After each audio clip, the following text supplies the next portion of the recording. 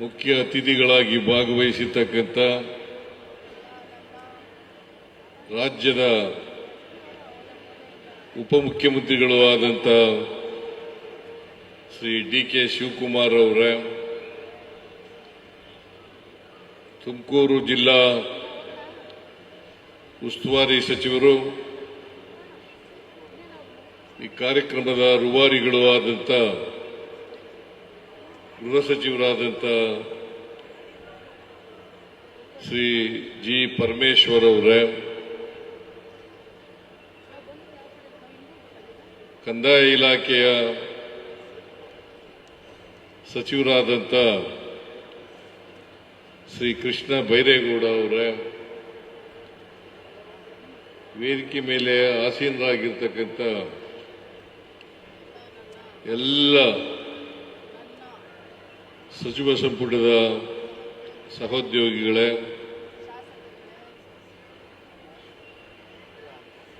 ಶಾಸಕ ಮಿತ್ರರೇ, ಮಾಜಿ ಶಾಸಕರುಗಳೇ,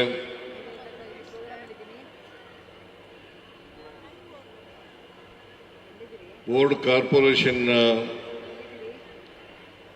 ಎಲ್ಲ ಅಧ್ಯಕ್ಷರುಗಳೇ,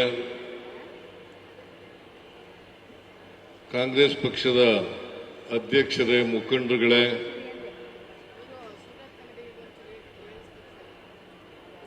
ಇಲ್ಲಿ ಭಾಗವಹಿಸಿರ್ತಕ್ಕಂಥ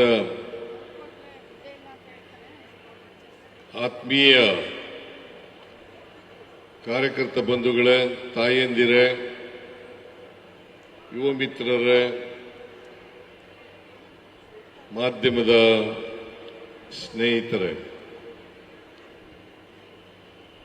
ಇವತ್ತು ತುಮಕೂರು ಜಿಲ್ಲೆಯಲ್ಲಿ ಇದು ಒಂದು ಐತಿಹಾಸಿಕ ಸಮಾವೇಶ ಅಂತ ಹೇಳಿದ್ರೆ ಅತಿಶಯೋಕ್ತಿ ಆಗಲಾರದು. ಇಷ್ಟೊಂದು ದೊಡ್ಡ ಪ್ರಮಾಣದಲ್ಲಿ ಸಮಾವೇಶವನ್ನು ಸಂಘಟನೆ ಮಾಡಿದಂಥ ಡಾಕ್ಟರ್ ಜಿ. ಪರಮೇಶ್ವರ್ ಅವರಿಗೆ, ಜಿಲ್ಲೆಯ ಎಲ್ಲ ಶಾಸಕರುಗಳಿಗೆ, ಮಾಜಿ ಶಾಸಕರುಗಳಿಗೆ, ಅಧ್ಯಕ್ಷರಿಗೆ, ಜಿಲ್ಲೆಯ ಎಲ್ಲ ಅಧಿಕಾರಿ ಸ್ನೇಹಿತರಿಗೆ ನಾನು ಮೊದಲಲ್ಲಿ ಧನ್ಯವಾದಗಳನ್ನು ಹೇಳಲಿಕ್ಕೆ ಬಯಸ್ತಾ ಇದ್ದೇನೆ.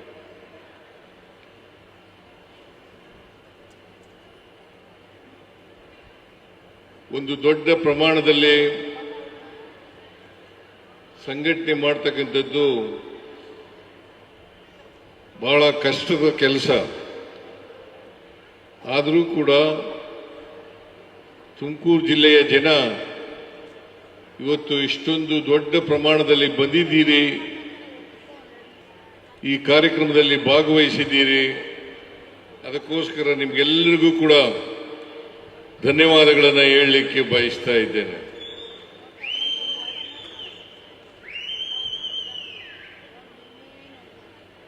ಡಾಕ್ಟರ್ ಪರಮೇಶ್ವರ್ ಅವರು ಅವರೇ ಸ್ವತಃ ನಮ್ಮ ಸರ್ಕಾರಕ್ಕೆ 3 ವರ್ಷ ತುಂಬುತ್ತಾ ಇದೆ. 3 ವರ್ಷದ ಕಾರ್ಯಕ್ರಮವನ್ನು ತುಮಕೂರಿನಲ್ಲಿ ಮಾಡ್ತೇನೆ ಅಂತ ಹೇಳಿದರು. ನಾನು ಕೃಷ್ಣ ಬೈರೇಗೌಡರಿಗೆ ಮಾತಾಡಿದೆ. ಕೃಷ್ಣ ಬೈರೇಗೌಡರು ಕೂಡ ಈ ಕಾರ್ಯಕ್ರಮ ತುಮಕೂರಿನಲ್ಲಿ ಮಾಡಲಿಕ್ಕೆ ಒಪ್ಪಿಕೊಂಡ್ರು. ಹಾಗಾಗಿ ನಮ್ಮ 3ನೇ ವರ್ಷದ ಅವಧಿಯ ಕಾರ್ಯಕ್ರಮವನ್ನು ತುಮಕೂರಿನಲ್ಲಿ ಮಾಡ್ತಾ ಇದ್ದೇವೆ.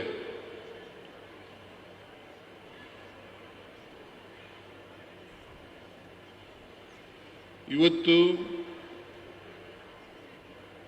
ತುಮಕೂರಿನಲ್ಲಿ 3ನೇ ವರ್ಷದ ಕಾರ್ಯಕ್ರಮ, ಅದರ ಜೊತೆಗೆ ಅನೇಕ ಅಭಿವೃದ್ಧಿ ಕಾರ್ಯಕ್ರಮಗಳಿಗೆ ಶಂಕುಸ್ಥಾಪನೆ ಮತ್ತು ಉದ್ಘಾಟನೆ ಮಾಡತಕ್ಕಂಥ ಕೆಲಸವನ್ನು ಕೂಡ ಮಾಡಿದ್ದೇವೆ.